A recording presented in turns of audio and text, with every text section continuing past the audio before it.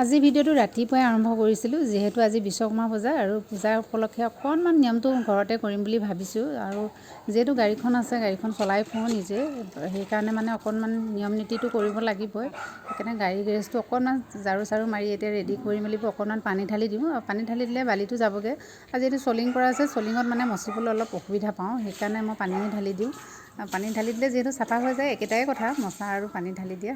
পানী ঢালি দিলে বেছি ভাল হয় বাৰু, সেইকাৰণে পানী ঢালি মেলি দিলোঁ। ইফালে গাড়ীখনো চাফ চুফ কৰিবলৈ আছেই, পূৰা চাফা কৰি আছোঁ। আজি পূজাৰ গাড়ীখনৰ লগতে গাড়ী গেৰেজটো একদম ধুই মেলি চাফা কৰি দিওঁ। গাড়ীখনটো কালি ধুইয়ে থৈছোঁ, আজি অকণমান পানীখন ছটিয়াই কৰি দিম আৰু।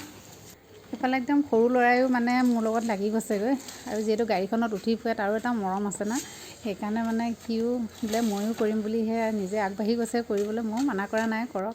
কালি যদিও ৱাশ্বিঙত দি গাড়ীখন ধুই চাফা কৰি আনিলোঁ, হ'লেও মানে মনটো অকণমান ৰাতিপুৱাই কিবা এটা বেয়া লাগে ন, নিজে কৰিব পালেহে ভাল লাগে। নিজে যিহেতু গাড়ীখন লৈ ফুৰোঁ, গতিকে মানে মই বোলো অকণমান চাফ চুফ কৰি দিওঁ নিজেও হাতেৰে চুই কৰি, গতিকে সেই তেনেকৈ চকাকেইটা চাফ চুফ কৰি দিছোঁ। এইফালে পানীও অলপ অলপকৈ ঢালি দিছোঁ।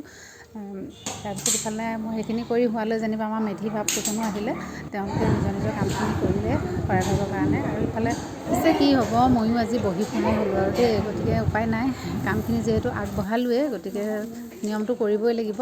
সেইকাৰণে মাহীক মাতি পঠিয়ালোঁ, মাহীও সেইটো টাইমতে আহি মেলি সহায় কৰি দিলেহি চাহ তাহ অকণ দিয়াতে। মেধি বাপে নিয়ম নীতিখিনি কৰি দিলে, গাড়ী মালা চালা পিন্ধাই। আৰু বহুত বেছি মই জিলিকি থকা মালাও অনা নাই বাৰু, অকণমান নিয়মটোহে যিহেতু কৰিছোঁ।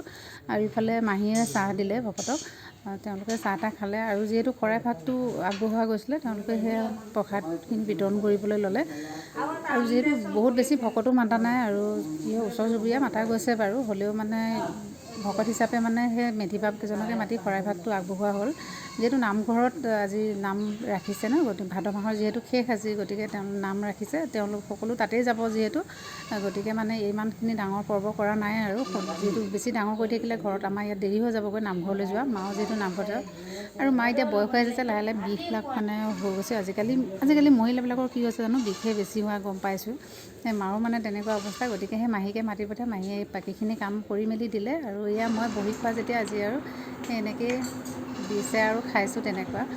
তাৰপিছত খালোঁ। আমাৰ ইফালে আকৌ গাঁৱৰ সৰু সৰু ল'ৰা ছোৱালীবিলাক আহি আছে, মায়ে প্ৰসাদটো বিতৰণ কৰি আছে বাৰু। তাৰপিছত সেই বহি চাহো দিলে, চাহো খালোঁ। সেই মই বহি বহি খাই থকাই কাম আৰু, মোৰনো কি আৰু আজি একো নাই মানে। গতিকে ওচৰৰ আইতাগৰাকী আহিছিলে, তেওঁ খালে। সৰু সৰু ভকতসকল আমাৰ আকৌ ভকতকেইজনৰ বোলে আহোঁতে একদম পানী পিয়াহ লাগিছে। অ' আইতা পানী পিয়াহ লাগিছে, পানী দিয়ক। সেই আইতাকে নোৱাৰে, উপায়ো নাই, দিবই লাগিব, দি দিছে আৰু। ইফালেই খুৰা এজন লাহে লাহেকৈ আহি আছে, এখোজ এখোজকৈ আৰু।